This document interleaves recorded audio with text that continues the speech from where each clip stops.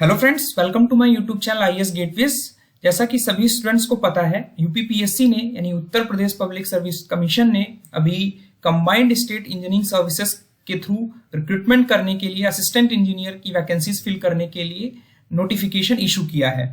So in connection to this I will be making 3 or 4 videos जिसमें मैं एक एक करके जो स्टूडेंट्स ने कमेंट किए थे, जो डाउट्स पूछे थे, वो क्लियर करने की कोशिश करूंगा। तो जो अभी फर्स्ट वीडियो है regarding this, I will be discussing कि कौन कौन सी हमारी वैकेंसीज इस नोटिफिकेशन के थ्रू फिल करी जा रही हैं। तो वैकेंसीज और उनके लिए हमारी जो एलिजिबिलिटी रिक्वायरमेंट है, बेसिकली जो भी स्टूडेंट्स अप्लाई करने वाले हैं वो सबसे पहले ये चीज देख लें कि किस पोस्ट के लिए वो एलिजिबल है, बिकॉज ताकि आपसे फॉर्म फिल करते समय गड़बड़ी ना हो। दूसरा जो वीडियो होगा, मैं बात करूंगा जो 2013 के अगेंस्ट में जो नोटिफिकेशन, जो अभी रिजल्ट दिया है उन्होंने, उसका जो कट ऑफ था उसका एनालिसिस करूंगा। जो थर्ड वीडियो होगा इसमें मैं बात करूंगा कि हमें फॉर्म कैसे फिल करना है, because you have sufficient time, तो आपको हड़बड़ी नहीं करनी है फॉर्म फिल करने में। ठीक है, बहुत सारे डाउट्स हैं स्टूडेंट्स के रिगार्डिंग फॉर्म फिलिंग, वो मैं डिस्कस करूंगा। और जो फोर्थ और लास्ट वीडियो होगा इस सीरीज का रिगार्डिंग यूपीपीएससी जो वैकेंसीज आई हैं, उसमें हम बात करेंगे कि जो लास्ट ईयर पेपर हुआ था उसका, बेसिकली सिविल इंजीनियरिंग का, उसका डिटेल्ड एनालिसिस करेंगे। और साथ ही साथ जो इस बार की वैकेंसीज हैं उसके अगेंस्ट में आपको प्रिपरेशन कैसे करनी है और क्या चीजें ध्यान रखनी है, वो सारी चीजें उस वीडियो में मैं डिस्कस करूंगा। तो सबसे पहले ये आप देख लीजिए, ये एडवर्टाइजमेंट नंबर जिसके अगेंस्ट ये नोटिफिकेशन इशू किया है, दैट इज A5E1 2021 का नोटिफिकेशन है ये, and it has been published on 13th of August। और जो ऑनलाइन एप्लीकेशन फॉर्म भरने की ऑलरेडी डेट स्टार्ट हो चुकी है, दैट इज 13th August। और जो फी रिसेप्ट करने की लास्ट डेट है वो 10th of September है, और लास्ट डेट जो फॉर्म सबमिशन की जो डेट है वो 30th September है। ठीक है, तो टोटल 1 महीने का टाइम है आपके पास अपने फॉर्म को फिल करने का। सो आई वुड सजेस्ट सबसे पहले देख लेते हैं कि क्या क्या वैकेंसीज जो इस बार नोटिफाई किया है पब्लिक सर्विस कमीशन ने, कौन कौन से डिपार्टमेंट्स हैं। बेसिकली आप देख पा रहे हैं यहाँ पर 15 डिपार्टमेंट्स हैं जिसके अगेंस्ट में ये वैकेंसीज इन्होंने नोटिफाई की है। इसमें पब्लिक वर्क्स डिपार्टमेंट में सिविल, इलेक्ट्रिकल और मैकेनिकल के स्टूडेंट्स के लिए इन्होंने वैकेंसीज निकाली है, और यहां पर दिया है कि कौन सी ब्रांच के स्टूडेंट्स एलिजिबल हैं। वैकेंसीज नंबर मैं नहीं यहाँ पे रीड आउट कर रहा हूं, you have the list, you can check it. Third जो डिपार्टमेंट है हाउसिंग एंड अर्बन डेवलपमेंट, नगर विकास विभाग में आप देख रहे हैं, नगर विकास विभाग में भी असिस्टेंट इंजीनियर वाटर कैटेगरी जलकल इंजीनियरिंग। तो जो यहां पर बी लिखा है, this is group B service. ठीक है, उसके बाद नगर विकास विभाग में असिस्टेंट इंजीनियर ट्रैफिक के लिए भी इन्होंने वैकेंसी निकाली, जिसमें 4 वैकेंसीज हैं, एंड इट इज सिविल के ही स्टूडेंट्स इसके लिए एप्लीकेबल है केवल। एग्रीकल्चर डिपार्टमेंट के स्टूडेंट्स जो हैं वो इंजीनियरिंग ब्रांच, जिन्होंने एग्रीकल्चर इंजीनियरिंग से बीटेक किया हुआ है, वो एग्रीकल्चर के स्टूडेंट्स केवल इस डिपार्टमेंट के लिए एप्लीकेबल है। आवास एवं विकास परिषद में assistant engineer civil, electrical department के स्टूडेंट्स एप्लीकेबल हैं, अप्लाई कर सकते हैं। ग्राउंड वाटर डिपार्टमेंट में सिविल, और ग्राउंड वाटर डिपार्टमेंट में सिविल और मैकेनिकल दोनों के लिए वैकेंसीज हैं। माइनर इरिगेशन डिपार्टमेंट में असिस्टेंट इंजीनियर एग्रीकल्चर के लिए वैकेंसीज हैं, जिसमें एग्रीकल्चर इंजीनियरिंग के स्टूडेंट्स अप्लाई कर सकते हैं। इंडस्ट्रियल डेवलपमेंट डिपार्टमेंट, जिसमें मैनेजर सिविल की पोस्ट है, 49 पोस्ट दी है इस बार, and it is for civil engineering students. और इस वाली पोस्ट में इलेक्ट्रिकल और मैकेनिकल है। होम पुलिस डिपार्टमेंट में चीफ फायर ऑफिसर की 13 पोस्ट हैं, जिसमें civil, mechanical, chemical, industrial, fire and hydraulics, इन 6 ब्रांचेस के स्टूडेंट्स अप्लाई कर सकते हैं। ठीक है, और इन पर्टिकुलर डिपार्टमेंट्स के लिए क्या क्या एलिजिबिलिटी है वो भी हम बात करेंगे। उसके बाद information and public relation department, जिसमें असिस्टेंट टेलीविजन इंजीनियरिंग, ये एक्चुअली इस बार पहली बार ये रिक्रूटमेंट कर रहे हैं, सो नया होगा, नया रिक्रूटमेंट है। सो इलेक्ट्रॉनिक्स इंजीनियरिंग के स्टूडेंट्स इसमें पार्टिसिपेट कर सकते हैं। तो बेसिकली जो जनरल रिक्रूटमेंट है, 2 कैटेगरी में आपका वैकेंसीज डिस्ट्रीब्यूटेड है, इसमें जनरल रिक्रूटमेंट है और दूसरी जो रिक्रूटमेंट की कैटेगरी है वो हमारी स्पेशल रिक्रूटमेंट है। स्पेशल रिक्रूटमेंट में अंतर ये है कि ये स्पेशल स्टूडेंट्स के लिए, स्पेशल स्टूडेंट्स मींस कुछ रिस्ट्रिक्शंस हैं उसकी एलिजिबिलिटी में, जैसे रूरल इंजीनियरिंग डिपार्टमेंट में जो असिस्टेंट इंजीनियर सिविल की पोस्ट है उसमें केवल सिविल इंजीनियरिंग के स्टूडेंट्स और सिर्फ एससी और ओबीसी कैटेगरी के ही स्टूडेंट्स अप्लाई कर सकते हैं। तो ध्यान रहे, तो इसका मतलब ये हुआ कि जो स्टूडेंट जैसे ही आप कैटेगरी सिलेक्ट करोगे, अगर वो जनरल कैटेगरी का स्टूडेंट है फॉर्म फिल करते समय, तो उसके लिए ये स्पेशल रिक्रूटमेंट की सीट्स अप्लीकेबल नहीं होगी। तो ये ध्यान रहे, अगर आप ओबीसी या एससी कैटेगरी के स्टूडेंट हो तो आप 16 यानी स्पेशल रिक्रूटमेंट के लिए अप्लीकेबल हो if you are a civil engineering student. जो पे स्केल है आपको पता है 15,600 से 39,100 and grade pay will be 5,400। बहुत सारे स्टूडेंट्स के मैसेजेस थे ये कि जो वैकेंसीज हैं ये कम दिखाई इन्होंने, जो आरटीआई के थ्रू वैकेंसीज आई थी वो ज्यादा रिफ्लेक्ट कर रहे थे। सो आई वुड सजेस्ट कि आप अभी वो बात की चीजें हैं उस पर अभी फोकस ना करें, नोटिफिकेशन आ गया है सो अपनी प्रिपरेशन को स्टार्ट कर दीजिए थॉरली, ठीक है। तो नोट यहां पर ये पड़ा हुआ है, नंबर ऑफ वैकेंसीज में इंक्रीज और decrease depending upon the circumstances and requirement. तो ये आप बिल्कुल नहीं समझिए कि वैकेंसीज बढ़ेंगी नहीं, वैकेंसीज बढ़ भी सकती हैं। सो आप अपनी प्रिपरेशन उस लेवल तक रखिए कि आपको इन वैकेंसीज के अकॉर्डिंग सिलेक्शन लेना है, ठीक है। अभी रिजर्वेशन पॉलिसी के बारे में मैं डिस्कस कर रहा हूं। अब आते हैं डिपार्टमेंट वाइज जो हमारी रिक्वायरमेंट है। तो बेसिकली 2 रिक्वायरमेंट्स हैं, एक हमारी है एज रिक्वायरमेंट, जो आपको पता होना चाहिए कि किस एज के लोग इसमें अप्लाई कर सकते हैं इस रिक्रूटमेंट में, और साथ ही साथ हमारा जो एजुकेशनल रिक्वायरमेंट है, ठीक है। इसके रिगार्डिंग बहुत सारे स्टूडेंट्स के कुछ डाउट्स हैं, वो मैं क्लियर करने की कोशिश करूंगा। जो फर्स्ट पोस्ट है that is assistant engineer civil public works department, ठीक है, जो कि serial number in table of 1 vacancies, यानी जो सीरियल नंबर अभी हमने टेबल 1 में देखा उसके लिए जो रिक्रूटमेंट है जिसमें सिविल इंजीनियरिंग के स्टूडेंट्स अप्लाई कर सकते हैं। तो यहां पर 2 कैटेगरी हैं, पहली कैटेगरी है एसेंशियल एजुकेशनल क्वालिफिकेशन, दूसरी कैटेगरी है प्रेफरेंशियल।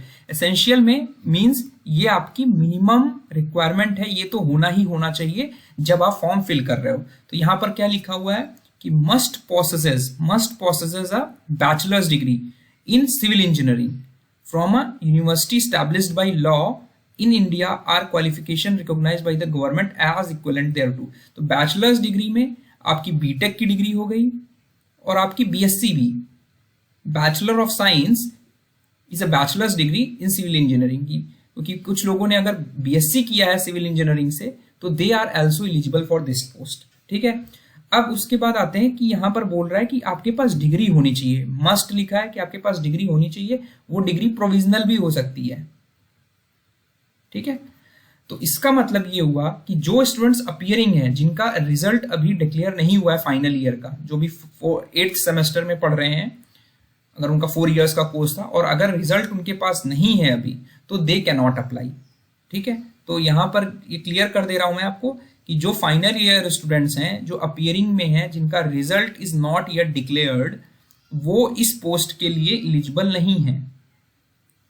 केवल वही स्टूडेंट्स इस पोस्ट के लिए अप्लाई कर सकते हैं जिनके पास प्रोविजनल डिग्री है। इट मींस कि उनका रिजल्ट ऑलरेडी डिक्लेयर कर दिया है, क्योंकि आपको फॉर्म में फिल करना है, ठीक है। और प्रेफरेंशियल क्या है, मींस इसको प्रेफर करेंगे कि जिस कैंडिडेट ने टेरिटोरियल आर्मी में 2 साल के लिए सर्व किया हो, या बी सर्टिफिकेट एनसीसी का उसके पास हो, या successfully completed 1 year training as trainee, shall other things being equal be given preference in the matter of direct recruitment, ठीक है। तो इस पे आप मत जाइए, ठीक है। उसके बाद इलेक्ट्रिकल और मैकेनिकल इंजीनियरिंग स्टूडेंट्स के लिए जो वैकेंसीज आई हैं उसमें क्या मांग रहा है कि हमारी डिग्री होनी चाहिए इलेक्ट्रिकल या मैकेनिकल इंजीनियरिंग के, और हमारी जो यूनिवर्सिटी होनी चाहिए that should be established by law और any recognised university by the government or passed associate of electrical और mechanical engineering from city and guild institute, Imperial College of Science and Technology, South Kensington, are passed section A and B of Electrical Mechanical Associate Membership of Engineer London। ये आप institute of engineers से affiliated हो सकती है university. तो ध्यान रखें कि आपका जो भी स्टूडेंट्स इलेक्ट्रिकल या मैकेनिकल इंजीनियरिंग से जिन्होंने ग्रेजुएशन की है, ठीक है, जिनके पास डिग्री है, वो इस पोस्ट के लिए अप्लाई कर सकते हैं। ठीक है, उसके बाद जो assistant engineer civil housing and urban planning development के लिए जो वैकेंसीज हैं, उसमें सिंपली सिविल इंजीनियरिंग से डिग्री मांग रहा है कि मिनिमम आपके पास सिविल इंजीनियरिंग की डिग्री होनी चाहिए। बेसिकली ये degree means it's a graduate degree, post graduate नहीं है इसका मतलब, इट्स अ ग्रेजुएशन डिग्री। ये बीएससी भी हो सकती है, बीटेक भी हो सकती है। डिग्री से आप डिप्लोमा को रिलेट मत करें, बिकॉज जिन्होंने सिर्फ डिप्लोमा किया हुआ है वो इन पोस्ट के लिए एप्लीकेबल नहीं है, बिकॉज यहाँ सभी जगह डिग्री मांग रहा है।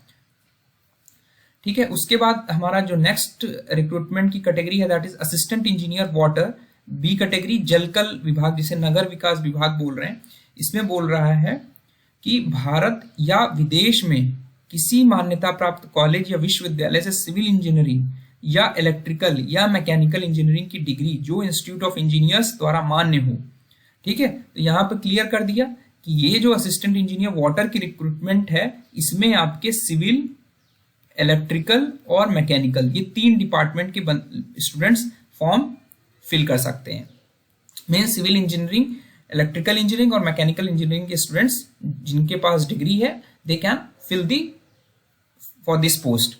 उसके बाद assistant engineer traffic Nagar Vikas. ठीक है, तो ये नगर विकास विभाग एक्चुअली क्या है, नगर विकास विभाग ने अलग अलग कैटेगरी में अपने रिक्रूटमेंट कर रहा है। एक असिस्टेंट इंजीनियर वाटर और असिस्टेंट इंजीनियर ट्रैफिक। ट्रैफिक में क्या किया इन्होंने सिर्फ सिविल इंजीनियरिंग को अलाउ किया। ठीक है, जिन्होंने सिविल इंजीनियरिंग से डिग्री की हो, ठीक है, वो जिस डिग्री जहां से की हो वो फॉरेन यूनिवर्सिटी से भी रिकॉग्नाइज हो सकता है या इंडियन यूनिवर्सिटी से भी रिकॉग्नाइज हो सकता है। ठीक है, तो वो उस पर आप बहुत ज्यादा वो मत करिए। बट यहाँ पे जो ट्रैफिक की पोस्ट है दे आर, उसमें आपके सिर्फ सिविल इंजीनियरिंग के स्टूडेंट्स अप्लीकेबल हैं, अप्लाई कर सकते हैं। उसके बाद UP agriculture service group B की जो पोस्ट है उसमें कौन लोग अप्लाई कर सकते हैं, जिसमें bachelor's degree in agricultural engineering from a university established by law in India or qualification recognised by government or as equivalent thereto. ठीक है, तो एग्रीकल्चर डिपार्टमेंट के ही स्टूडेंट्स इसमें अप्लाई कर सकते हैं। प्रेफरेंस उनको दी जाएगी जिन्होंने पोस्ट ग्रेजुएट डिग्री की हुई है एग्रीकल्चरल इंजीनियरिंग के से एक रिकॉग्नाइज्ड यूनिवर्सिटी जो कि इंडिया में एस्टैब्लिश्ड बाय लॉ है। ठीक है, उसके बाद जो 7th कैटेगरी है that is assistant engineer civil Awas Vikas Parishad जिसे बोल रहे हैं। इसमें आपका candidate for direct requirement to the survey must besides having thorough knowledge of Hindi written in Devanagari hold the following qualification. तो क्वालिफिकेशन मीन्स हिंदी का उसको नॉलेज होनी चाहिए, और साथ ही साथ ध्यान रहे कि इस पोस्ट के लिए हिंदी की नॉलेज मस्ट है, इसी वजह से इन्होंने हिंदी को रखा हुआ है सिलेबस के अंदर। और सिविल इंजीनियरिंग से डिग्री होनी चाहिए, इट मीन्स अदर डिपार्टमेंट्स के लोग इसमें अप्लाई नहीं कर सकते। इलेक्ट्रिकल इंजीनियर जिसमें आवास एवं विकास, यानी नगर विकास अलग है, आवास विकास परिषद अलग है। सिविल के लिए उसने अलग नोटिफिकेशन वैकेंसी निकाली, इलेक्ट्रिकल के लिए अलग वैकेंसी निकाली। तो इस पोस्ट के लिए जिनके पास इलेक्ट्रिकल इंजीनियरिंग से डिग्री है वो अप्लाई कर सकते हैं। उसके बाद ground water department assistant engineer civil, उसमें देखिए अभी तक जिसमें मैं बात कर रहा हूं उसमें मिनिमम मार्क्स की बात नहीं की गई है कि मार्क्स उसके 50% हो या 55% हो, उसके पास बस डिग्री होनी चाहिए। लेकिन इंपॉर्टेंट चीज ये है कि 9th वाली जो पोस्ट है और 10th वाली जो पोस्ट है, इन दोनों पोस्ट पे मिनिमम हमारी जो मार्क्स होने चाहिए वो 60% मार्क्स होने चाहिए। ठीक है, अब यहां पर आप ध्यान से देखेंगे कि इस पोस्ट के लिए भारत में विधि द्वारा स्थापित किसी विश्वविद्यालय या मान्यता प्राप्त संस्था से न्यूनतम 60% अंकों सहित सिविल अभियंत्रण में स्नातक उपाधि यानी ग्रेजुएशन की डिग्री होनी चाहिए, या institute of engineers civil engineering से आपका ग्रेजुएशन होना चाहिए। फिर साथ में लिख रहा है प्रेफरेंशियल मीन्स इसको ये लोग प्रेफर करेंगे अगर किसी कैंडिडेट ने ग्राउंड वाटर हाइड्रोलॉजी से डिप्लोमा किया हुआ है और he has scored more than 60% marks, या फिर हमारा ग्राउंड वाटर हाइड्रोलॉजी में 2 years का एक्सपीरियंस है उसे। ठीक है, तो similar experience is required in assistant engineer mechanical, बस अंतर ये है कि यहां पर आपका मैकेनिकल इंजीनियरिंग से ग्रेजुएशन होना चाहिए।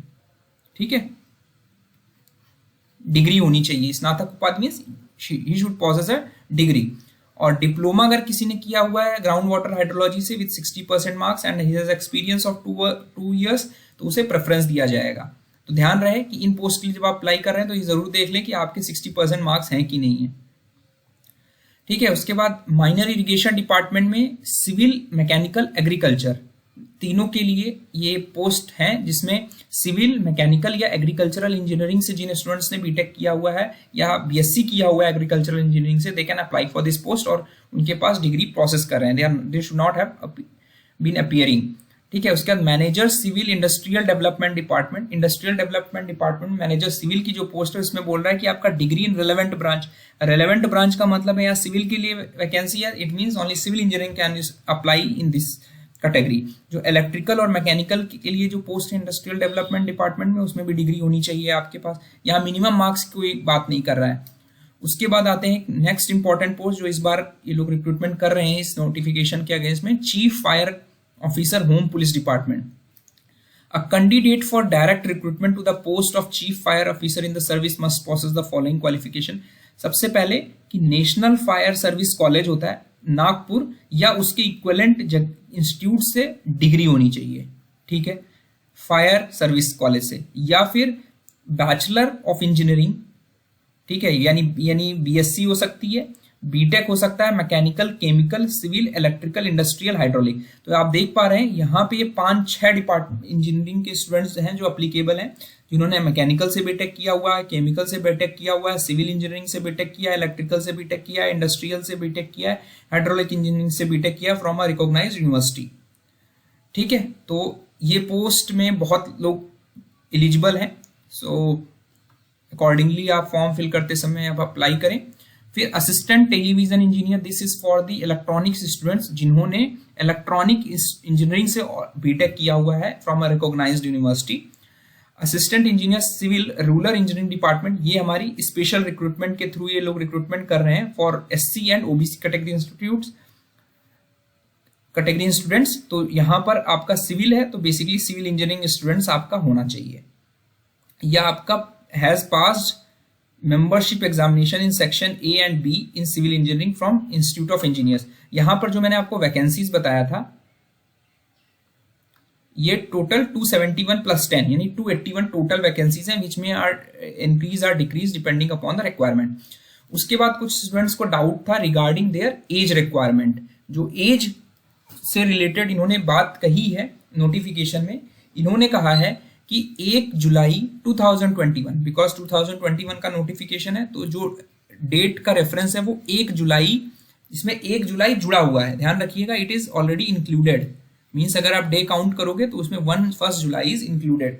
तो 1 जुलाई तक, 1 जुलाई या 1 जुलाई 2021 तक हमारी 21 ईयर्स एज पूरी होनी चाहिए। अगर किसी की डेट ऑफ बर्थ अगर 2 जुलाई 2021 या इसके बाद की है तो उनके